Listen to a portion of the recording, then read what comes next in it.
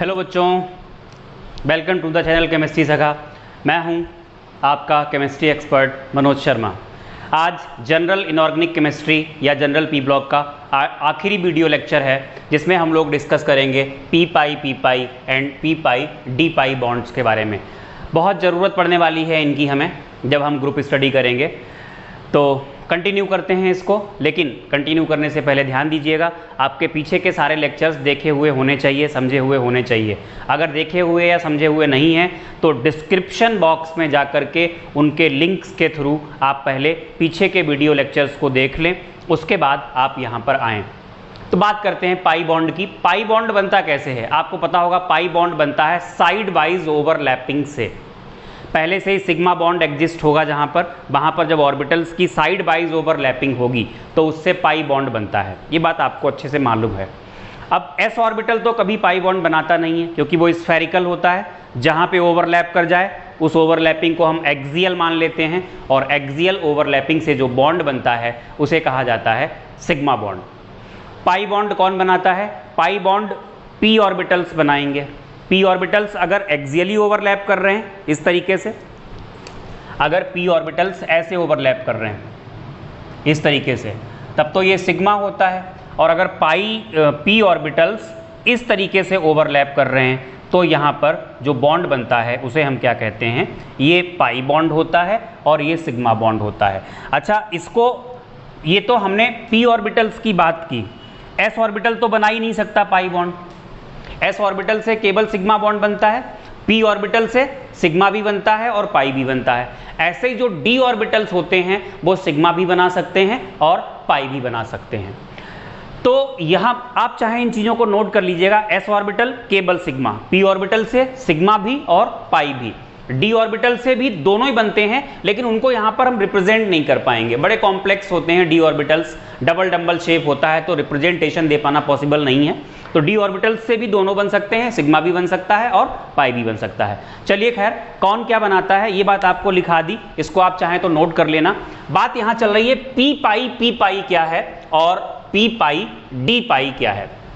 देखिए बेटा, जिन दो एटम्स के बीच में पाई बॉन्ड बना, एक एटम ए एक एटम बी, ए एटम ने पाई बॉन्ड बनाने के लिए जो ऑर्बिटल यूज किया वो पी ऑर्बिटल था, तो इसकी तरफ से क्या हुआ? पी पाई।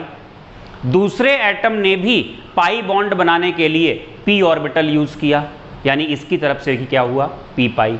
तो इसको हम कहेंगे पी पाई। जब दोनों ही एटम्स पाई बॉन्ड बनाने में दोनों एटम्स के पी ऑर्बिटल्स के बीच में ओवरलैपिंग होती है तो इसे पी पाई कहते हैं। और अगर एक एटम ने पी ऑर्बिटल यूज किया, दूसरे एटम ने डी ऑर्बिटल यूज किया, तो उसे पी पाई डी पाई कहते हैं।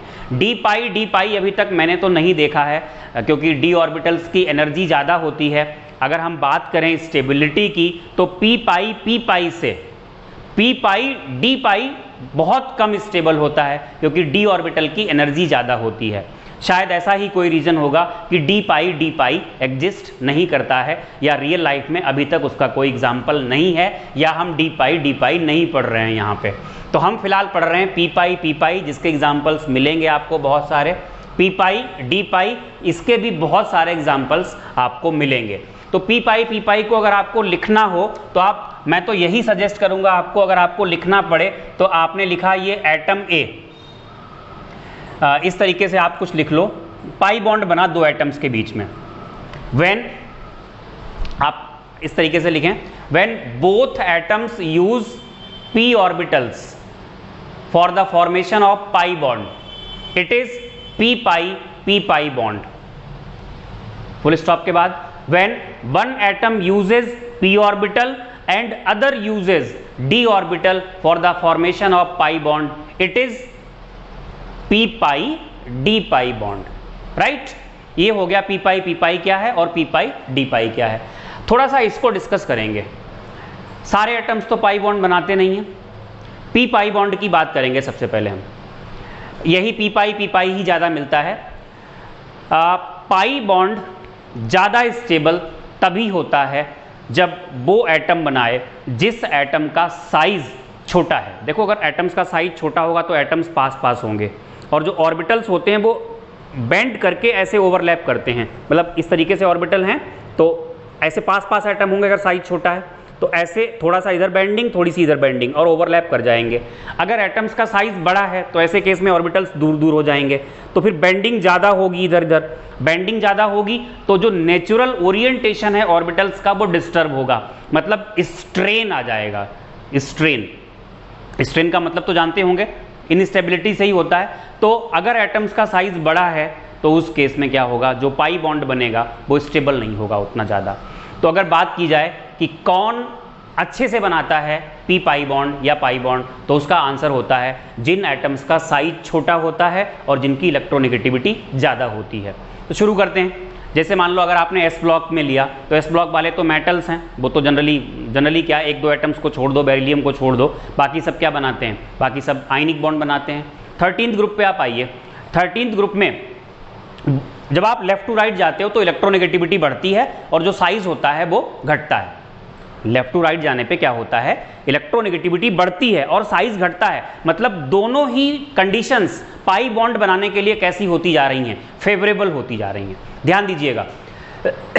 तो बोरॉन 13th ग्रुप में जो बोरॉन होगा वो तो पाई बॉन्ड बोरॉन के बीच तो बनता नहीं है, क्योंकि बोरॉन एटम का जो साइज होता है वो काफ़ी बड़ा होता है। लेकिन बोरॉन और ऑक्सीजन के बीच देखा गया, क्योंकि एक एटम अगर बड़ा है तो दूसरा एटम थोड़ा छोटा है, ऑक्सीजन काफ़ी छोटा होता है, तो इस वजह से कंडीशन होती है वो थोड़ी फेवरेबल हो जाती है।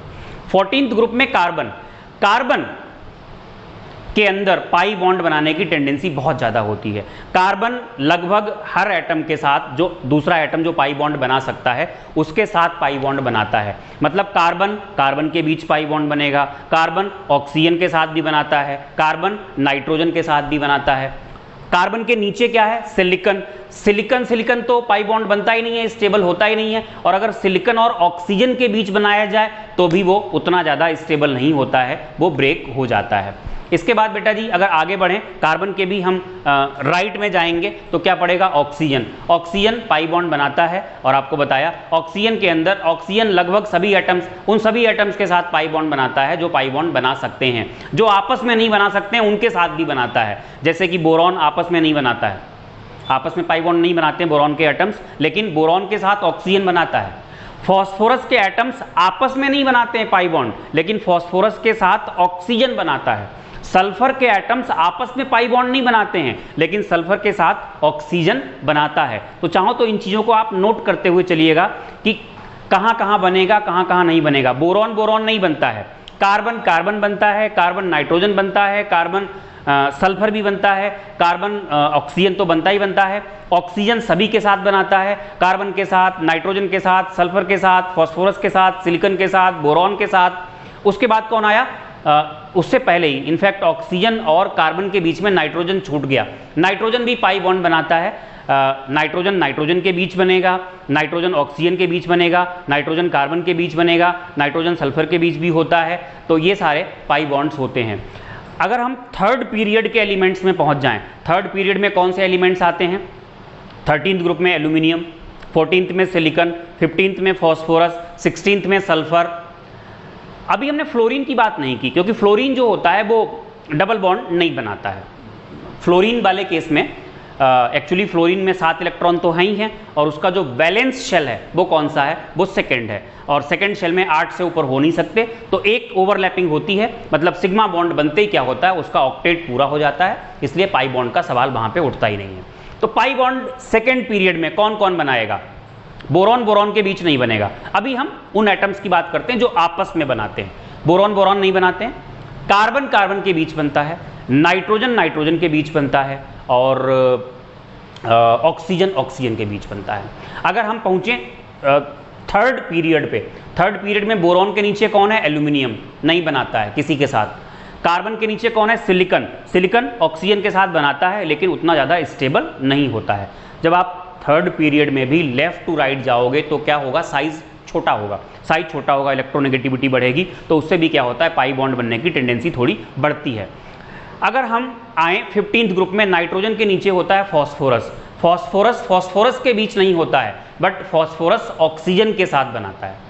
सल्फर आएगा 16th में, ऑक्सीजन के नीचे। सल्फर के बीच नहीं बनता है, लेकिन सल्फर ऑक्सीजन के साथ, कार्बन के साथ, नाइट्रोजन के साथ, इनके साथ बनाता है। और उधर लास्ट में 17th में कौन आएगा? Chlorine. Chlorine P pi bond तो नहीं बनाता है, लेकिन हाँ डी पाई बॉन्ड बनाता है, उसके ऑक्सी एसिड्स में देखा गया है। तो बेटा जी ये थोड़ी सी हमने आपको जानकारी दी पी पाई की। तो पी पाई क्या होता है ये हम आपको लिखा चुके हैं। पी पाई डी पाई कब कहते हैं ये हम आपको लिखा चुके हैं। उसके बाद आप ये लिख लीजिए जरूर कंडीशंस। कंडीशंस में आप लिखिएगा the atoms having small size and large electronegativity can form stable p pi bond, या पाई बॉन्ड भी आप लिख सकते हो। कैन फॉर्म स्टेबल पी पाई लिखिएगा, can form stable p pi bond. For example carbon nitrogen and oxygen can form stable pi bond with its on atoms, अपने ही atoms के साथ स्टेबल पाई बॉन्ड बना सकता है। फिर आप लिखिएगा जैसे अगर हम ये बताना चाहें कि कार्बन किस किस के साथ बना सकता है, फिर चलिए लिखिएगा pi bonds are also formed between these atoms of different elements as carbon, nitrogen and oxygen, इनके बीच में भी बनते हैं। फिर लिखें नई लाइन से silicon, phosphorus and sulphur can not form stable pi bond with the atoms of same element but phosphorus, but वो atoms तो लिखे हुए हैं, but they can form stable pi bond with oxygen, carbon और nitrogen, इनके साथ बना सकते हैं। तो ये आपको पूरी कंडीशंस हमने लिखा दी पी पाई की। तो पी पाई क्या है ये बता दिया। पी पाई कौन स्टेबल बनाएगा? जिसका साइज छोटा होगा और इलेक्ट्रोनेगेटिविटी ज़्यादा होगी। अपने ही एटम्स के साथ कौन बनाएगा? Carbon, nitrogen and oxygen. बाकी जो नीचे वाले पीरियड के एलिमेंट्स हैं, सिलिकॉन है, इसके अलावा फॉस्फोरस है और सल्फर है, ये आपस में तो नहीं बनाते हैं, लेकिन जो ऊपर वाले पीरियड के एलिमेंट हैं, खासकर ऑक्सीजन है या नाइट्रोजन है या कार्बन है, इनके साथ बना लेते हैं, ठीक है, और स्टेबल भी होते हैं। तो यहाँ से बहुत सारे क्वेश्चंस बनते हैं। अब अगर हम बात करें डी पाई बॉन्ड की, डी पाई बॉन्ड कौन बनाएगा?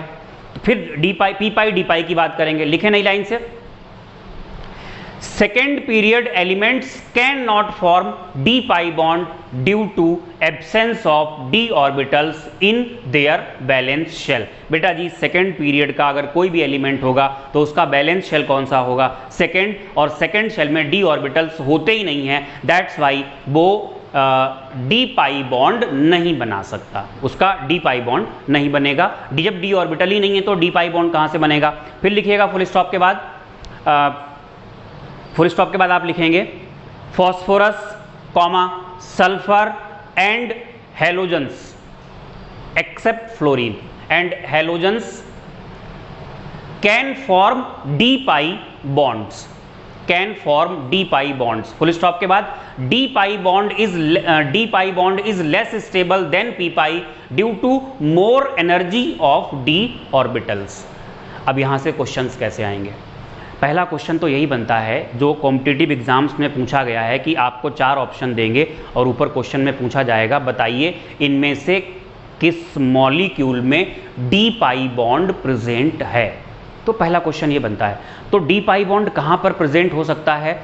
जैसे अगर एटम्स कुछ इस तरीके के दिए गए जिनके मॉलिक्यूल्स हैं जहाँ पर केवल ऑक्सीजन है, नाइट्रोजन है, कार्बन है, मतलब सेकेंड पीरियड के हैं, तो आप सोचो ही मत कि डी पाई बॉन्ड होगा।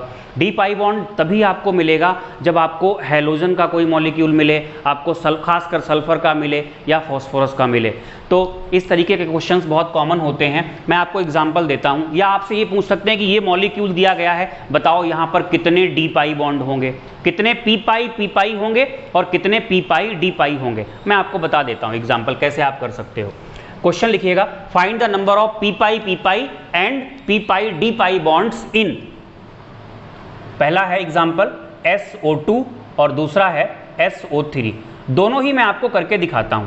जब आप इसका सोल्यूशन करेंगे, सोल्यूशन निकालेंगे, तो सबसे पहले मान लो आपने SO2 को लिया, तो SO2 में आप हाइब्रिडाइजेशन फाइंड कर लो। आपको तरीका मैंने बताया है, हाइब्रिड ऑर्बिटल्स यहाँ आएंगे 3 का मतलब यहाँ पर हाइब्रिडाइजेशन क्या होगा, sp2। और ये बात आपको पता है कि सल्फर और ऑक्सीजन के बीच में डबल बॉन्ड बनता है, तो यहाँ पर स्थिति ये रही होगी।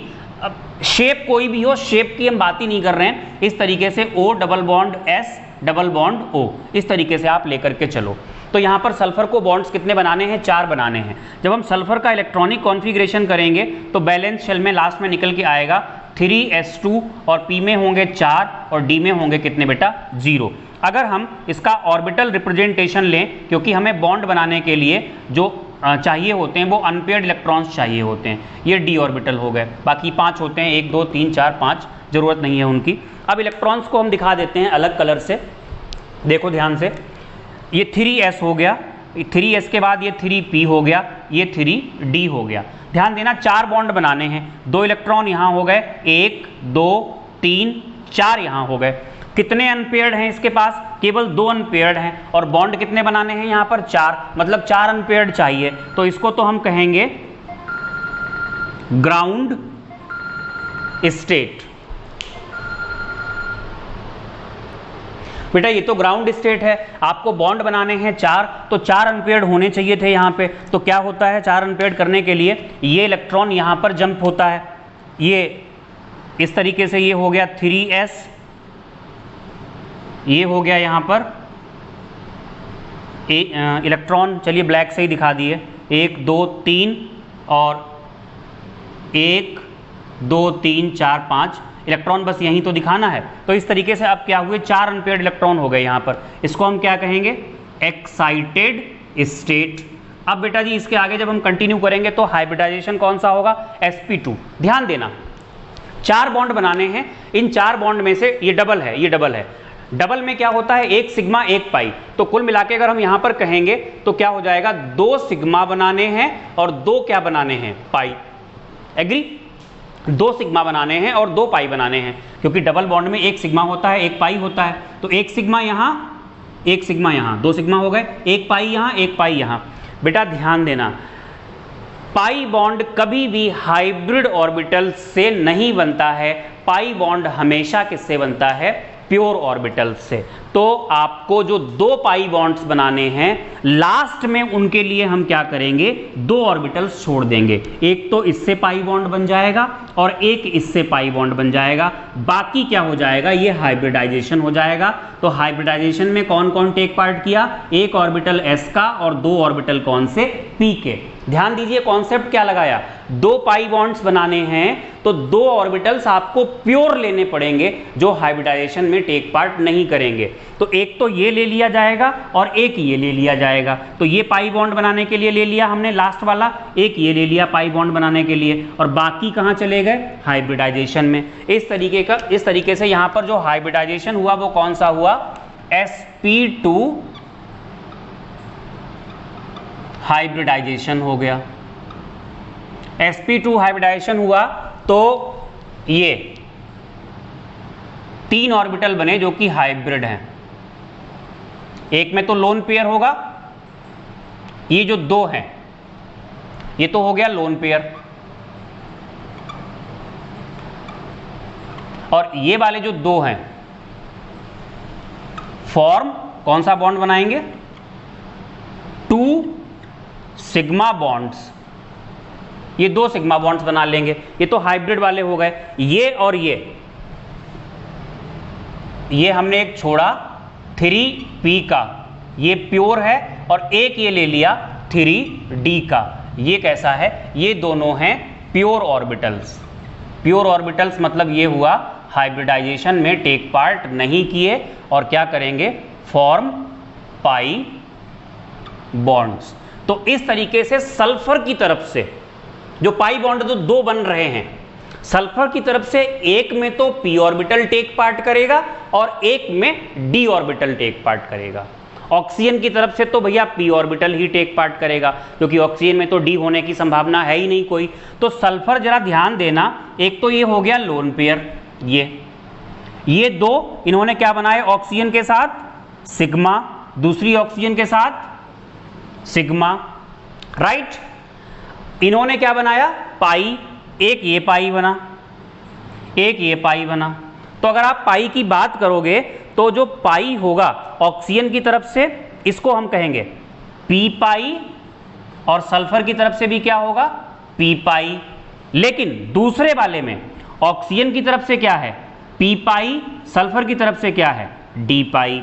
तो अगर आपसे ये क्वेश्चन पूछा गया है SO2 में कितने पी पाई और कितने पी पाई डी पाई हैं, तो आपको ये सब करने की जरूरत नहीं होगी। आप बड़े शॉर्ट में आंसर निकाल सकते हो। भैया बॉन्ड कितने बनाने हैं, आप देखोगे चार बनाने हैं, डबल बॉन्ड बनाता है ऑक्सीजन, 4 बॉन्ड बनाने हैं तो आपको पता लग गया 2 सिग्मा 2 पाई। फिर आप थोड़ा इमेजिन भी कर सकते हो कि इलेक्ट्रॉनिक कॉन्फ़िगरेशन क्या होता है, 3s2p4 होता है। तो कितने अनपेयर्ड हो गए, 2 हो गए अनपेयर्ड, राइट।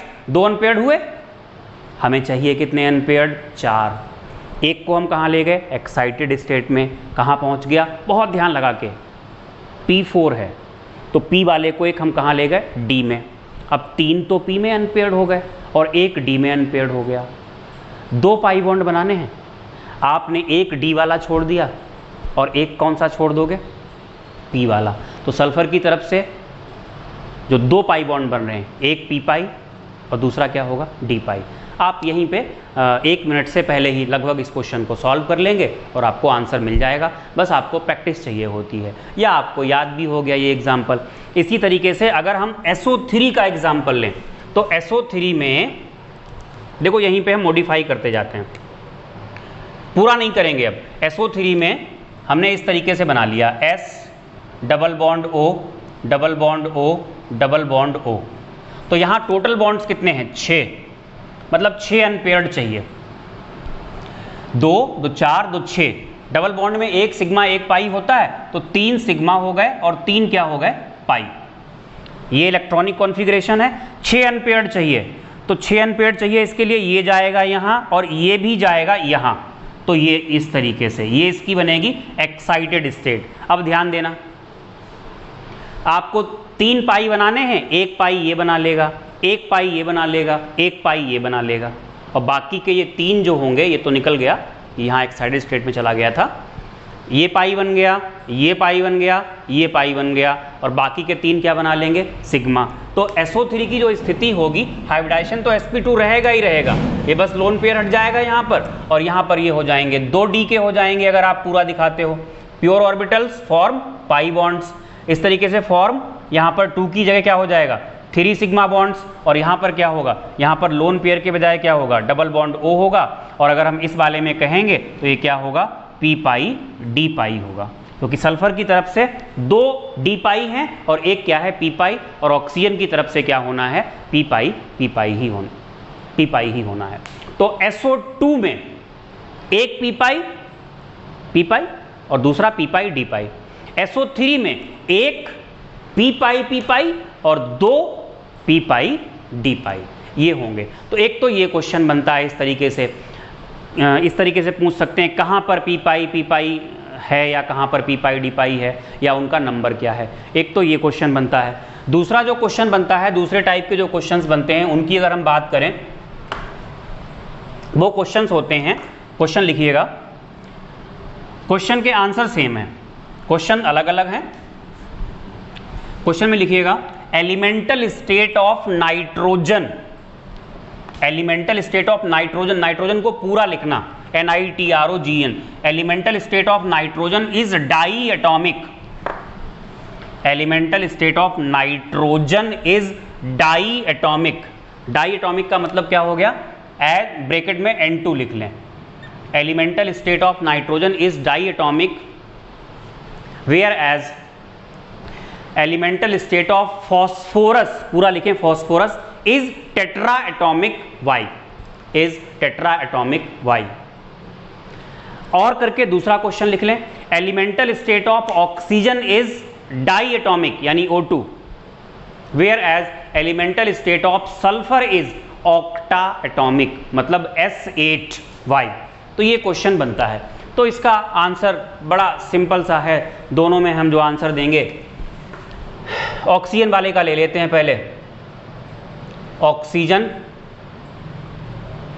एज O2, जब O2 होता है तो क्या होता है, O डबल बॉन्ड O होता है, मतलब एक सिग्मा है और एक क्या है, पी पाई, ठीक है। आप लिखेंगे यहां पर ऑक्सीजन, इतना करने के बाद oxygen can form stable p pi bond, hence it can exist as O2। फिर आप कहेंगे यहां पर आगे, due to large size and small electronegativity sulphur can not form stable p pi bond, hence it can not exist as S2। हालांकि vapour phase में वो S2 होता है, वो अलग है, लेकिन इन जनरल सल्फर S2 की फॉर्म में एग्जिस्ट नहीं करता है, क्योंकि वो स्टेबल पी पाई बॉन्ड नहीं बना सकता है अपने ही एटम्स के साथ। ऐसा क्यों हुआ, क्योंकि उसका साइज ज़्यादा होता है और इलेक्ट्रोनेगेटिविटी कम होती है। फिर आप लिखिएगा फुल स्टॉप के बाद, इट एग्जिस्ट्स एज S8, और जब ये S8 की फॉर्म में एग्जिस्ट करता है तो कुछ ऐसा स्ट्रक्चर इसका आता है निकल के, इस तरीके से, ज़्यादा बड़ा हो गया, S8 की फॉर्म में एग्जिस्ट करता है ऐसे,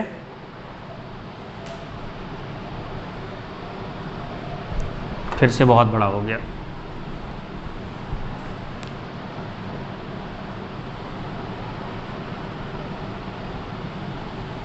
क्राउन रिंग स्ट्रक्चर होता है इसका।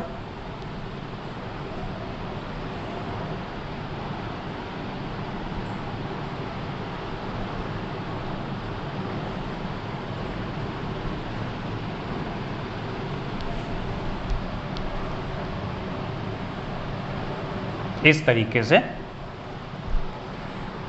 ये एग्जिस्ट करता है हर जगह, sulphur sulphur sulphur sulphur sulphur sulphur sulphur, इसे बोलते हैं क्राउन रिंग स्ट्रक्चर या पकड़ रिंग स्ट्रक्चर। ये हो गया। ऐसे ही अगर हमें बताना पड़े,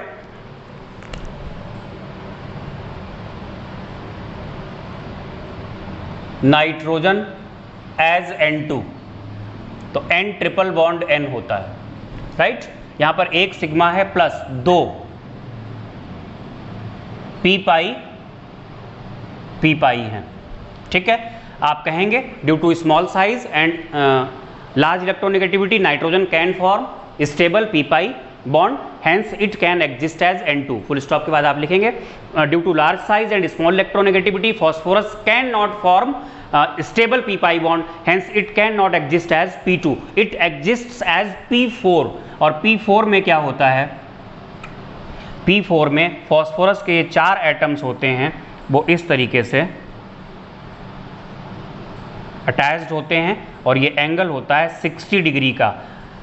जहां बॉन्ड एंगल होना चाहिए था 100 के आसपास, वहां 60 का होता है, मतलब इस मॉलिक्यूल में बहुत ज़्यादा स्ट्रेन होता है, ऑर्बिटल्स खींच के बांध दिए गए, और इसलिए ये स्टेबल नहीं होता है। स्टेबल नहीं होता है, फॉस्फोरस बहुत ज़्यादा रिएक्टिव होता है, हाईली रिएक्टिव होता है, और ये इनफैक्ट थोड़ा सा टेम्परेचर अगर बढ़ता है तो ये एयर की प्रेजेंस में अपने आप इसका ये क्या करता है, ऑक्सीजन से रिएक्शन करके अपना ऑक्साइड बनाने लगता है, जलने लगता है। तो अगर आपसे कोई पूछे कि जो फॉस्फोरस है वो हाईली, वाइट फॉस्फोरस जो है वो हाईली रिएक्टिव है क्यों, तो येलो या वाइट फॉस्फोरस होता है ये क्यों, तो आपको आंसर देना होता है इसका स्ट्रक्चर कुछ ऐसा होता है जिसकी वजह से इसमें बहुत ज़्यादा स्ट्रेन होता है और ये हाईली अनस्टेबल होता है, इसलिए बहुत ज़्यादा रिएक्टिव होता है। तो ये क्वेश्चंस बनते हैं। इसके अलावा और भी कुछ क्वेश्चंस हैं, जैसे कि जो कार्बन डाइऑक्साइड होता है, कार्बन का ऑक्साइड, वो कार्बन का ऑक्साइड मोनोमेरिक फॉर्म में एग्जिस्ट करता है, मोनोमेरिक मतलब अकेला CO2। और जो सिलिकॉन का ऑक्साइड होता है SiO2, उसके कई मॉलिक्यूल्स जुड़ करके एक 3 डायमेंशनल नेटवर्क बना लेते हैं, क्यों, या इसी क्वेश्चन को थोड़ा मॉडिफाई किया गया है। CO2 is low boiling gas, मतलब oxide of carbon, carbon dioxide is low boiling gas, whereas silicon dioxide is high melting solid. Why? तो इस क्वेश्चन को लिख लो, 2 बार लिखना क्वेश्चन को, आंसर एक ही है, लिखिएगा। कार्बन डाइऑक्साइड पूरा लिखेंगे, carbon dioxide exists in monomeric form, whereas silicon dioxide form polymeric 3 dimensional network why. या और करके क्वेश्चन लिखो, carbon dioxide is low boiling gas but silicon dioxide is high melting solid why. देखिए carbon dioxide क्या होता है, C double bond O double bond O। तो यहां पर ये सिग्मा होगा, एक सिग्मा, और ये क्या है P पाई। दूसरा भी क्या है, थोड़ा बड़ा बना देते हैं,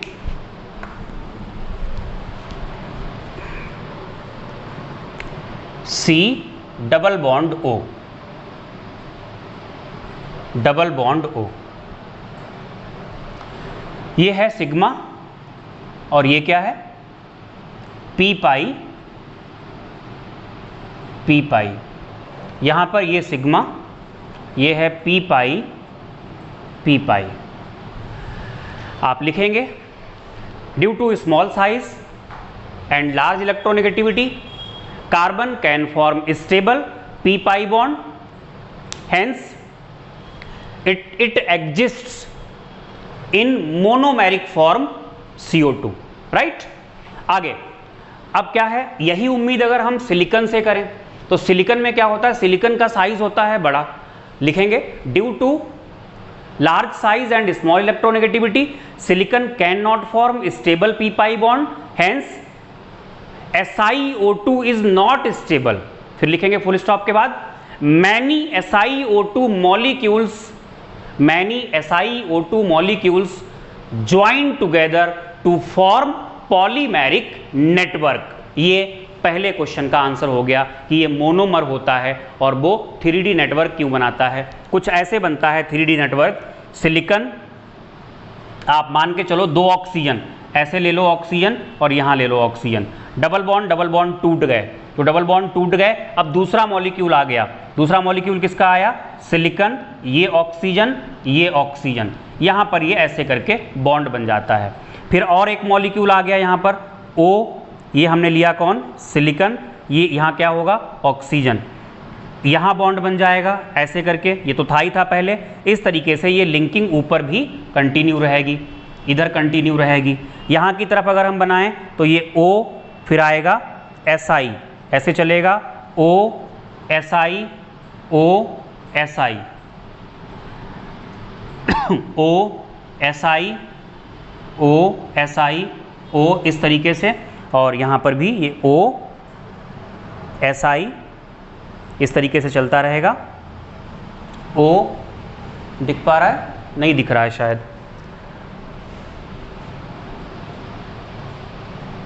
दिख नहीं पा रहा है, फिर से बना देते हैं।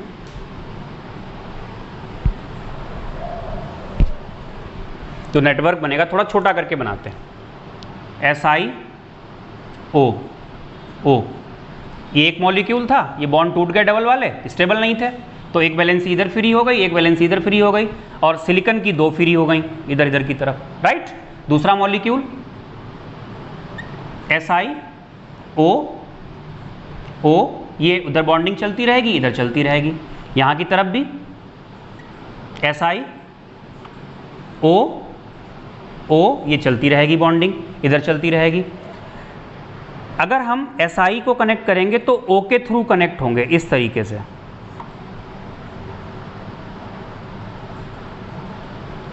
फिर O, फिर यहाँ पर आ जाएगा Si, लेकिन कनेक्टिविटी किसके थ्रू होगी, O के थ्रू, O Si O, इस तरीके से ये एक पॉलीमेरिक नेटवर्क बन जाएगा। O Si O, ये चलता रहेगा इस तरीके से, एक 3D नेटवर्क बन जाता है। अब दूसरे क्वेश्चन का आंसर नहीं मिल पाया कि CO2 जो है वो लो बॉइलिंग गैस है और SiO2 जो है वो हाई मेल्टिंग सॉलिड है, तो आप क्या कहेंगे, carbon can form stable P pi bond, it exist in monomeric form, right. between two CO2 molecules there is only weak van der Waals force, hence it is gas. फिर आप क्या कहेंगे, due to large size and small electronegativity silicon can not form stable p pi bond, hence it exists in the form of polymeric network, that is there is covalent bond between SiO2 molecules, it form giant molecule, hence it is high melting solid. तो बेटा ये p pi और p pi d pi की कहानी खत्म हो गई. इसी के साथ जो आगे हम पढ़ेंगे वो ग्रुप स्टडी करेंगे, मतलब पी ब्लॉक के जो ग्रुप्स होते हैं उनकी स्टडी करेंगे. अगर 11th वाले हैं तो 13th ग्रुप पढ़ेंगे और अगर 12th वाले हैं तो 15th ग्रुप से शुरू करेंगे. All the best. देखते रहिए, सब्सक्राइब कीजिए, लाइक कीजिए, कमेंट कीजिए. Thank you for watching.